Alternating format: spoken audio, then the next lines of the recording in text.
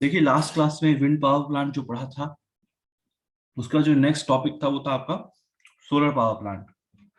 तो solar power plant जैसा wind power plant में था कि वह पावर प्लांट जिसका जिसमें सौर ऊर्जा का उपयोग करके इलेक्ट्रिसिटी प्रोड्यूस की जाती है, उसे सोलर पावर प्लांट कहते हैं, या हिंदी में सौर ऊर्जा संयंत्र।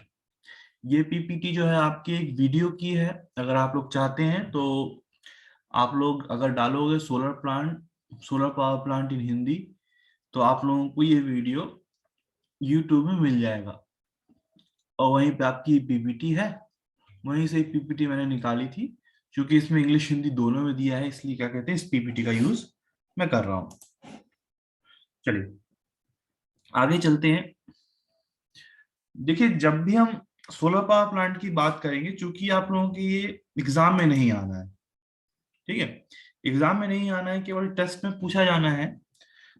पर फॉर एग्जाम्पल कभी एग्जाम में पूछ लिया गया तो सोलर पावर प्लांट अगर आपसे पूछता है कि सोलर पावर प्लांट क्या है, इसके क्या उपयोग होते हैं, तो डिपेंड करता है किस तरह के क्वेश्चन है और क्या मार्किंग है। अगर खाली आपसे एक दो नंबर का क्वेश्चन पूछा गया है तो दिस विल बी इनफ। पर अगर ज्यादा नंबर का पूछा जाता है कभी, तो वहां पे आपको सौर ऊर्जा क्या है, सौर ऊर्जा का क्या उपयोग है, सौर ऊर्जा हमारे लिए क्यों लाभकारी है, तो वहां पे हम उस पूरे स्टेट में चले जाएंगे कि क्योंकि सोलर एनर्जी एक रिन्यूएबल एनर्जी होती है, ये कभी भी खत्म होने वाली एनर्जी नहीं है। और इसके द्वारा विश्व की जितनी भी आवश्यकताएं, इलेक्ट्रिकल आवश्यकताएं, उनको पूर्ण किया जा सकता है। तो ये सब आपका अगर ज्यादा मार्क्स में आ जाता है तो आपको ये सब लिखना पड़ेगा। पर चूंकि हम टेस्ट वगैरह, जैसे मैं टेस्ट लेने इसी टॉपिक से मैं टेस्ट लेने वाला हूँ, तो ये सब में इतना ज्यादा बड़ा क्वेश्चन तो पूछूंगा नहीं।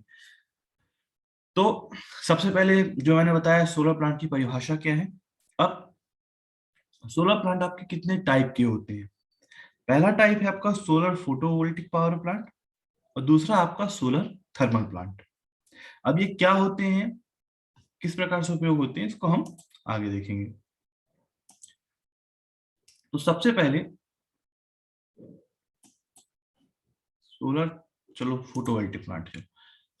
सबसे इंपॉर्टेंट जो प्लांट होता है हमारा, यही प्लांट है जो कॉमनली यूज्ड होता है, वो हमारा सोलर फोटोवोल्टिक प्लांट है। जैसे हम लोग जो जानते हैं, जैसे आप लोगों ने भी अगर सोलर एनर्जी के बारे में पढ़ा होगा तो सबसे पहले आपने इसी प्लांट के बारे में पढ़ा होगा कि अब इसमें क्या होता है। इसमें एक फोटोवोल्टिक सेल होता है, इसमें एक फोटोवोल्टिक सेल होते हैं जिसको फोटोवोल्टिक सेल को मिलाकर बहुत सारा एक सोलर पैनल बनाया जाता है।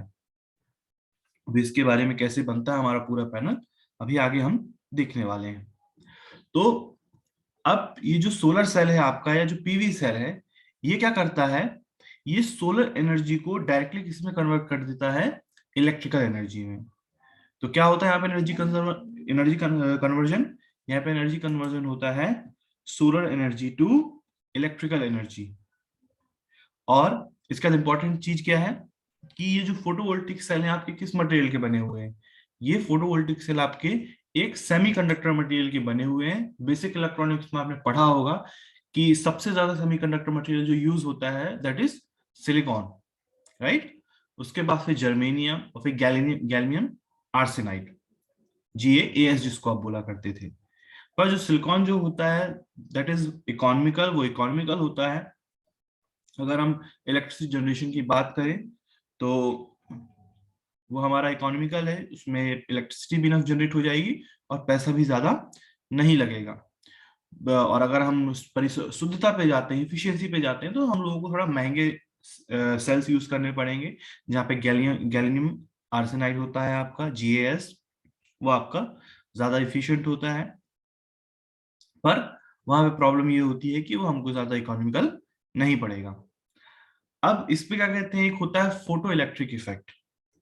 हमारा सेमीकंडक्टर किस इफेक्ट पे वर्क करता है, अगर आपसे कोई पूछे तो आप बताएंगे फोटो इलेक्ट्रिक प्रभाव या फोटो इलेक्ट्रिक इफेक्ट पर डिपेंड करता है। इसका मतलब क्या होता है कि देखिए, जैसा बेसिक इलेक्ट्रॉनिक की कुछ चीजें रिपीट कर रहा हूँ, रिपीटिशन लगेगा पर सुन लो दोबारा। जैसा कि जानते हो, केमिस्ट्री में नहीं पढ़ा है और टेंथ वगैरह में पढ़ा होगा कि हमारी जो एक कोई भी मटेरियल होता है, कंडक्टर कंडक्टर कह लीजिए, इंसुलेटर कह लीजिए, सेमीकंडक्टर कह लीजिए, उसका एक अपना एक इलेक्ट्रॉनिक स्ट्रक्चर होता है। उसमें इलेक्ट्रॉन अपने एक स्टेबल स्टेट में रहते हैं जब तक क्या कहते हैं उनको किसी भी तरह की बाह्य ऊर्जा प्रदान ना की जाए, एक्सटर्नल एनर्जी प्रोवाइड ना की जाए, तब तक वह अपना जो स्टेट होती है जहां वो फोटोन की ओर सॉरी नाभिक के चारों ओर चक्कर लगाते रहते हैं, वो अपना स्थान नहीं छोड़ते, उसे हम बोलते हैं वैलेंस शेल। जैसे ही इलेक्ट्रॉन्स को किसी भी प्रकार की ऊर्जा मिलती है, वो क्या करते हैं, अपना वैलेंस सेल छोड़ के एक कंडक्शन सेल में चले जाते हैं, कंडक्शन स्टेट में चले जाते हैं, जहां वह उस धातु के अंदर एक छोर से दूसरे छोर पर ट्रेवल कर सके।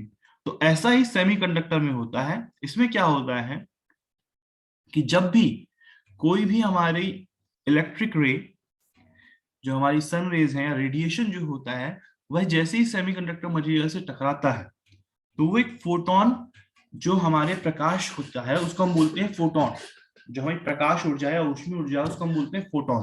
तो जब भी ये फोटोन हमारे सेमीकंडक्टर पे पड़ते हैं, तो इलेक्ट्रॉन्स जो होते हैं एनर्जी को एब्जॉर्व कर लेते हैं, और एनर्जी एब्जॉर्व करके वह वैलेंस बॉन्ड से कंडक्शन बॉन्ड में चले जाते हैं, मतलब उनकी एनर्जी ज्यादा हो जाती है, जिससे वह सेमीकंडक्टर मटेरियल में एक छोर से दूसरे छोर तक ट्रेवल कर सकते हैं। और जैसे इलेक्ट्रॉन्स का ट्रेवल किसी भी सेमीकंडक्टर मटेरियल में होता है, तो हम बोलते हैं कि यहाँ पे इलेक्ट्रिक करंट फ्लो कर रहा है। क्योंकि तुम लोग जानते होंगे कि इलेक्ट्रिक करंट का मतलब होता है इलेक्ट्रॉन्स का किसी भी कंडक्टिंग मटेरियल में एक छोर से दूसरे छोर पर फ्लो होना। तो ये होगा आपका सोलर प्लांट।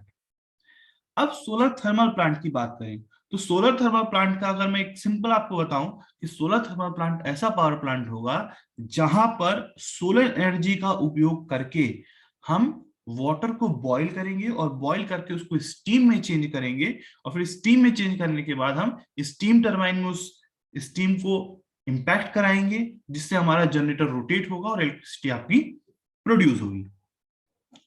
अब इसमें क्या कहते हैं, आकार के आधार पे, उपयोग के आधार पे तीन तरह के सोलर थर्मल प्लांट्स बनाए गए हैं। एक तो है आपका पैराबोलिक। पैराबोलिक थ्रू में क्या होता है कि एक आपने इस तरह का, ये इस तरह का आपने एक पाइप लगा दिया, ये पाइप लगा है आपका, इस पाइप में वाटर आपका फ्लो हो रहा है, और फिर आपने ये जो सोलर प्लेट्स हैं, ये solar plates, sorry solar plates हैं, ये कांच की जो प्लेट्स हैं, ये क्या कर रही हैं, इलेक्ट्रिक रेस को कॉन्सेंट्रेट कहाँ कर रही है, इस पे, इस पाइप पे कॉन्सेंट्रेट कर रही है। तो इस पाइप पे कॉन्सेंट्रेट कर रही है इलेक्ट्रिक रेस, तो क्या हो रहा है यहाँ पर इस पाइप का जो तापमान है वो क्या हो रहा है, इंक्रीज हो रहा है। ठीक है।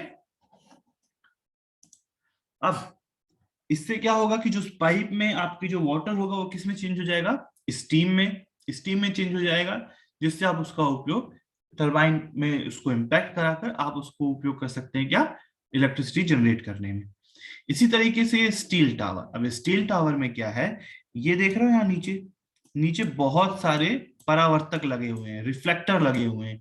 ये क्या कर रहे हैं, जो सनरेज आ रही है उसको रिफ्लेक्ट करके कहाँ पहुंचा रहे हैं, इस टावर पे, ऊंचाई पर। यहाँ पे पूरी आपके जो सनरेज हैं, रिफ्लेक्शन जो है यहाँ पे कॉन्सेंट्रेट किए जा रहे हैं। यहाँ पे कॉन्सेंट्रेट किया तो ये हिस्सा क्या होगा, इसका टेम्परेचर इंक्रीज हो गया, और यहाँ पे हमने क्या कर दिया, पाइप्स को, पानी से भरे पाइप्स को हमने यहाँ पर रन कराया। जब वो पानी के पाइप्स यहाँ गए तो यहाँ का टेम्परेचर हाई होगा, तो इनका क्या होगा, ऑब्वियसली वो अपने स्टीम में चेंज हो जाएंगे। स्टीम में चेंज हो जाएंगे तो फिर पुनः हम उनका जनरेटर, टरबाइन जनरेटर का उपयोग करके इलेक्ट्रिसिटी में उनको कन्वर्ट कर लेंगे। इसी तरह से सोलर पॉन्ड है, यहाँ पर भी एक निश्चित एरिया में भरे हुए पानी को रिफ्लेक्टर्स के द्वारा गर्म किया जाता है। अगर स्टीम में चेंज हो गए तो ठीक है, अगर स्टीम में ये चेंज नहीं हो पाते हैं तो एक्सटर्नल सोर्सेस के द्वारा गर्म पानी को स्टीम में चेंज किया जाता है। तो ये क्या हो गया आपका सोलर थर्मल प्लांट। अब इसके बाद जो हमने सोलर मतलब सोलर प्लांट में पढ़ा था, फोटोवोल्टिक प्लांट में पढ़ा था, सबसे पहले जो बेसिक यूनिट पढ़ी थी हमने, क्या पढ़ी थी, सोलर सेल। तो सोलर सेल क्या होते हैं, जिसे हम पीवी सेल भी कहते हैं। सोलर सेल एक पीएन जंक्शन डायोड होता है, ठीक है। अब इस पे क्या होता है कि जब भी हम इस पे जब भी हमें इससे इलेक्ट्रिसिटी जनरेट करनी है तो इस पर सनलाइट्स गिराई जाती है, जिन्हें हम रेडिएशन कहते हैं या फोटोन एनर्जी भी कहते हैं। तो इसकी परिभाषा इस प्रकार से होगी कि सोलर सेल एक ऐसी डिवाइस होते हैं जो कि इलेक्ट्रोमैग्नेटिक रेडिएशन, या इसके स्थान पे आप सोलर रेडिएशन भी यूज कर सकते हो, इलेक्ट्रोमैग्नेटिक रेडिएशन या सोलर रेडिएशन को इलेक्ट्रिकल एनर्जी में कन्वर्ट करते हैं। इसमें ये जो आपका जनरेशन होता है that is DC not AC, यह हमेशा डीसी सप्लाई जनरेट करेगा, एसी सप्लाई जनरेट नहीं करेगा। किसी एक सेल के द्वारा 0.5 से 0.6 वोल्ट तक का वोल्टेज जनरेट किया जाता है। इस कारण से बहुत सारे सोलर सेल्स को आपस में जोड़ के एक सोलर प्लेट बनाई जाती है। वह प्लेट आपकी 14 से 18 वोल्ट तक का वोल्टेज जनरेट कर सकती है। तो अपना अब आपकी किसने वोल्टता आपने 18 से 18 वोल्ट तक की वोल्टता जनरेट कर ली। इसके बाद आप इन्हीं सोलर प्लेट्स को मिलाकर सोलर पैनल बनाते हैं। ये बहुत सारे क्या कहते हैं, आपने ऐसा कह लीजिए कि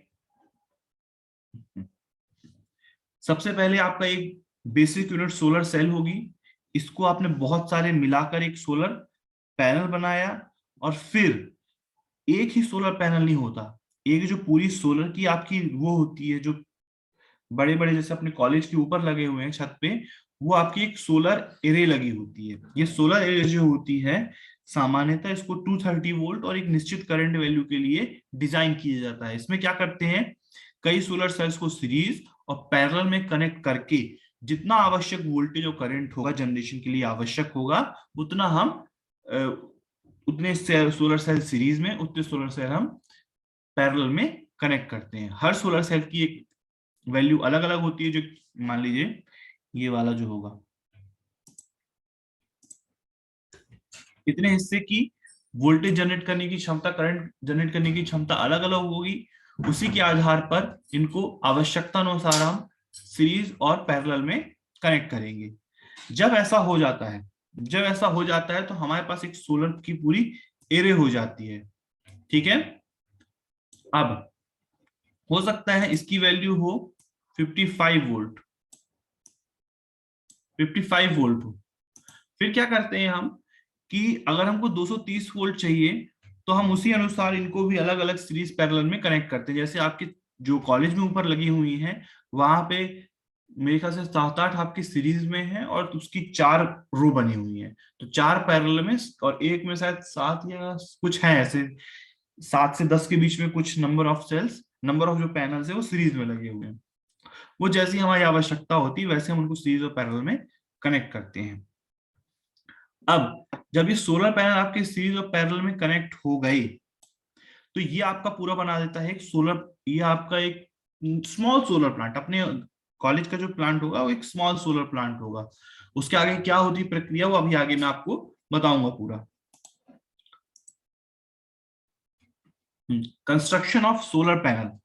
अब देखिए कंस्ट्रक्शन ऑफ सोलर पैनल में क्या होता है, सबसे पहले तो बेसिक यूनिट क्या है हमारी, सोलर सेल। सोलर सेल को सीरीज और पैरेलल में कनेक्ट करके हमने एक सोलर प्लेट या सोलर पैनल बनाया।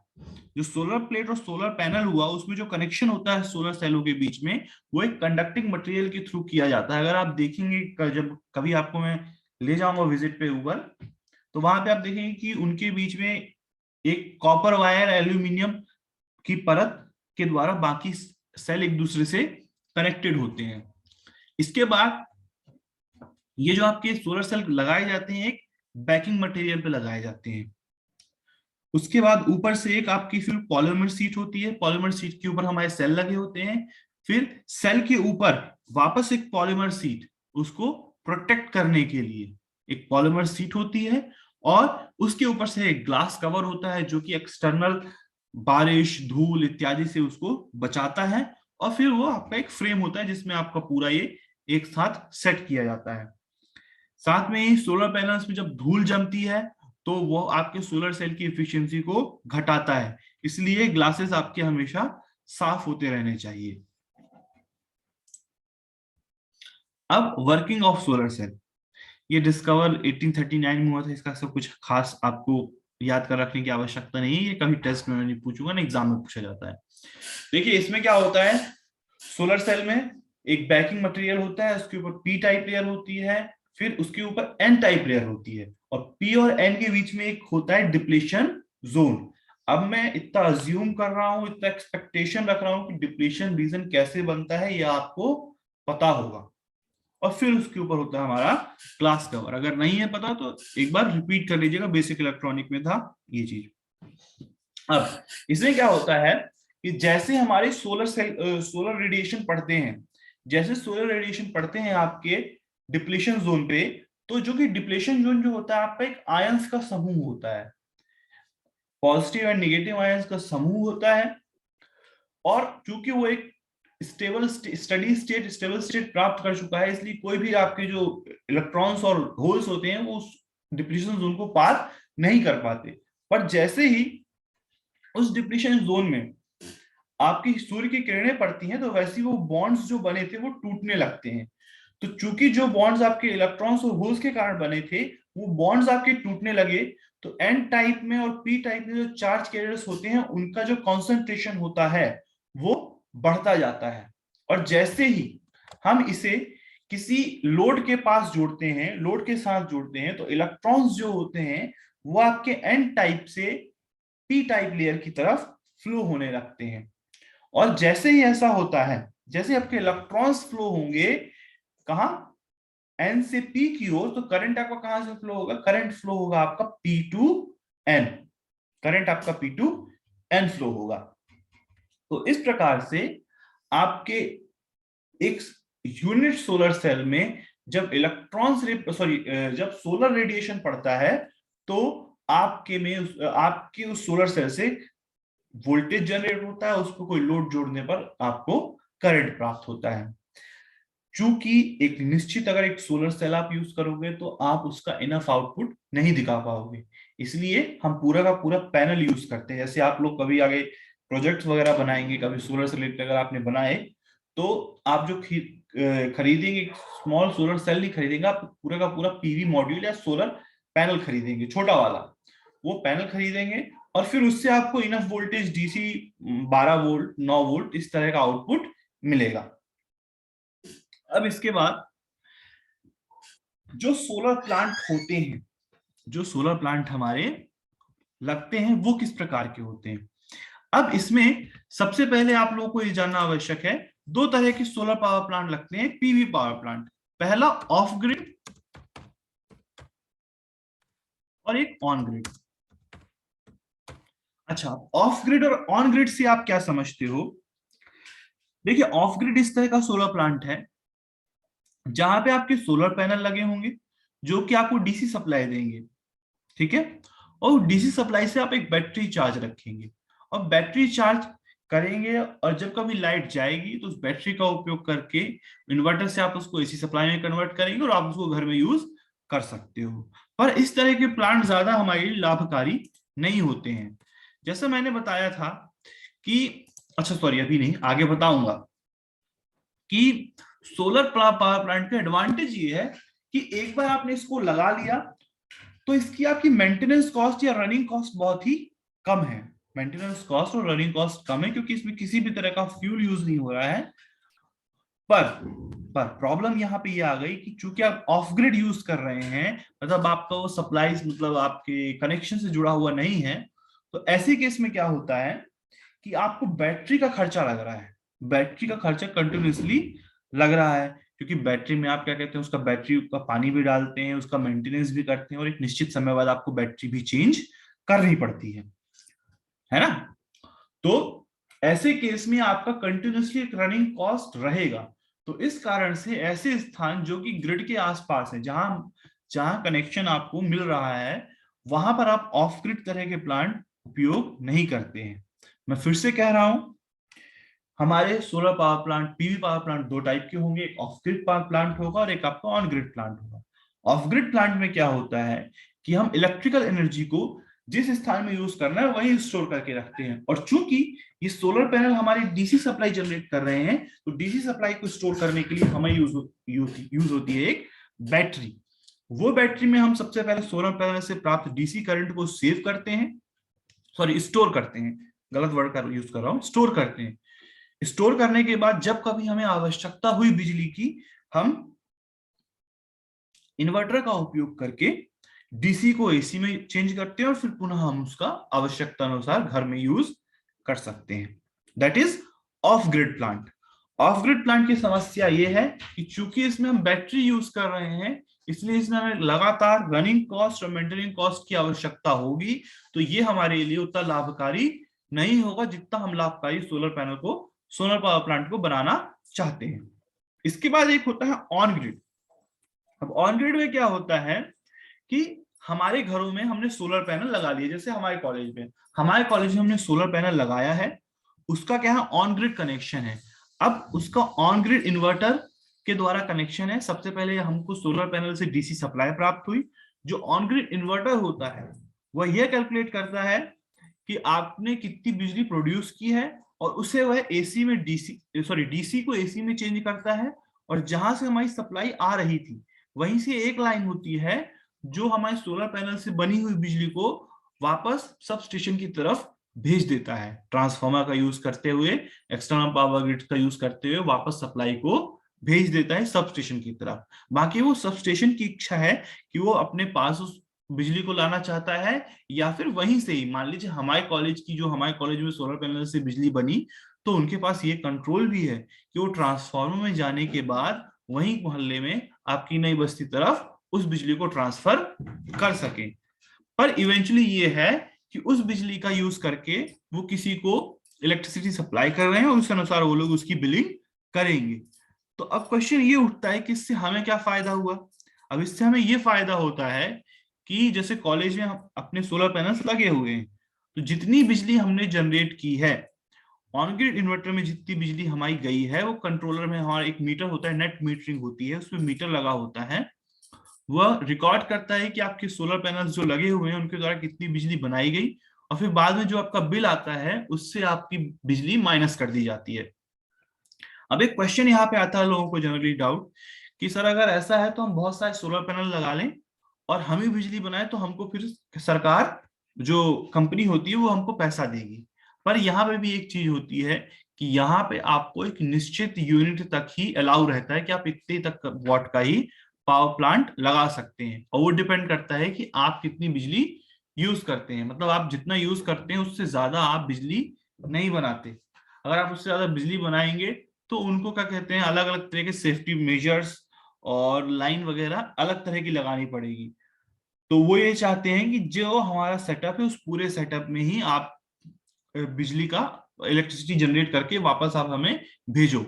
और अगर आप क्या कहते हैं बहुत ज्यादा इलेक्ट्रिसिटी जनरेट करेंगे तो उन्हें पूरा वहां का सेटअप, जो वायरिंग सेटअप होता है, जो प्रोटेक्शन स्कीम्स होती है, वो पूरी चेंज करनी पड़ती है।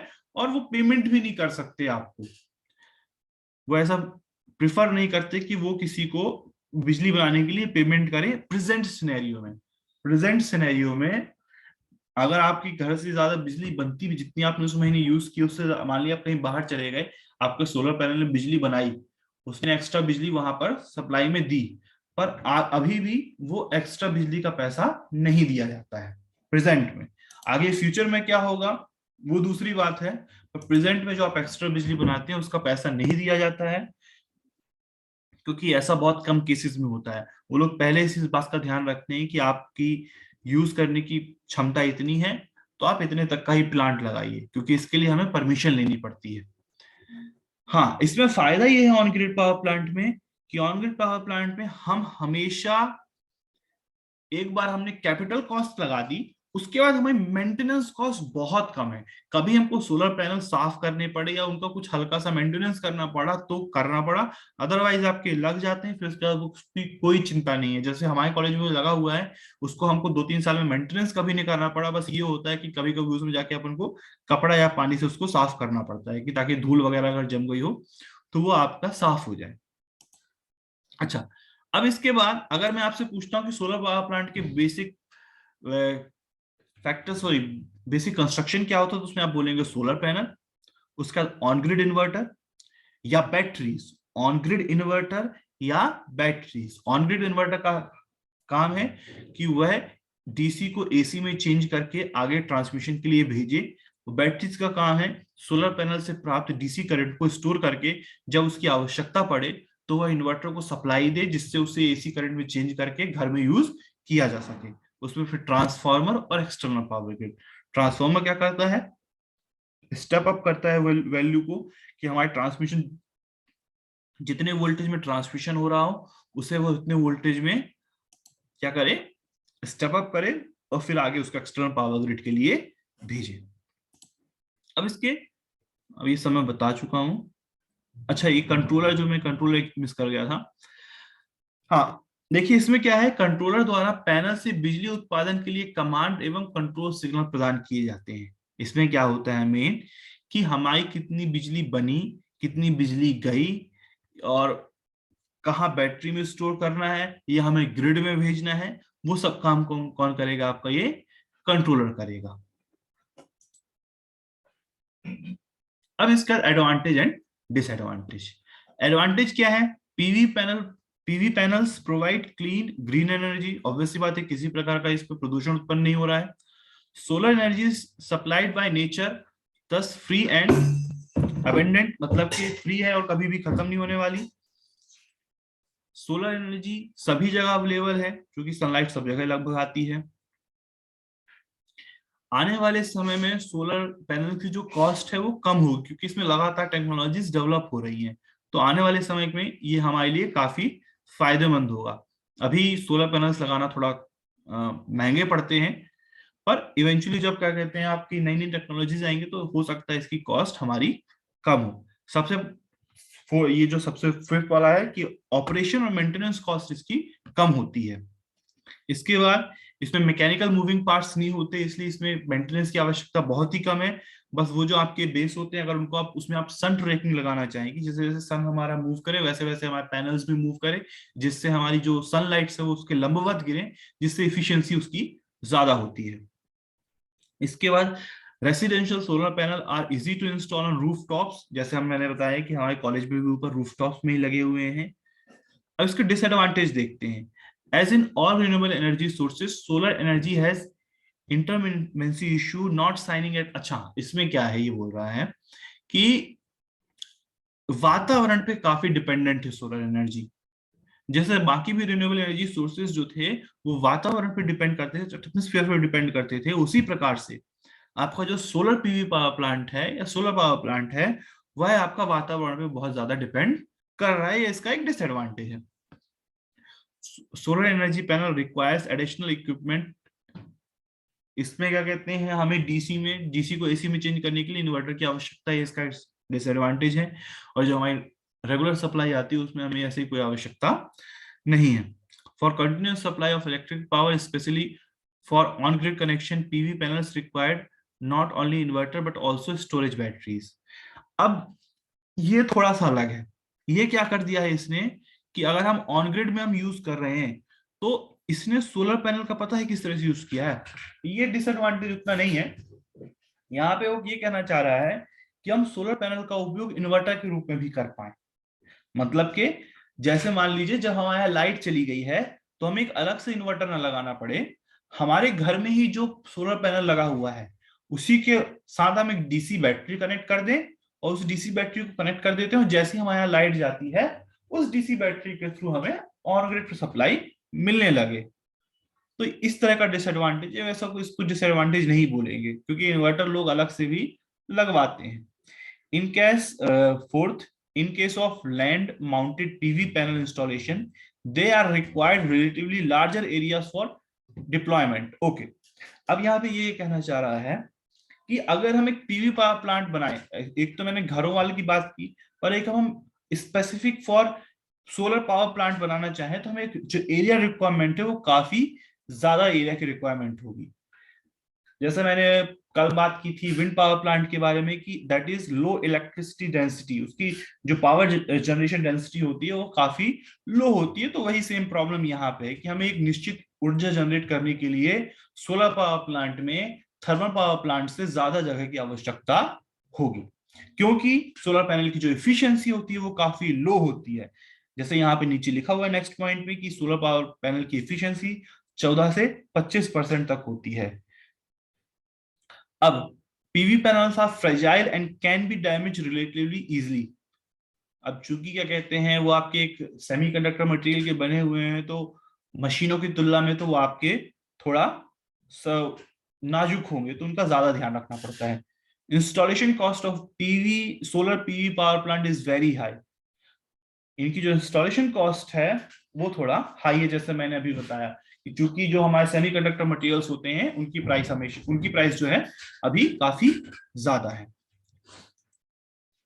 तो सोलर पीवी प्लांट आपका इतना ही है।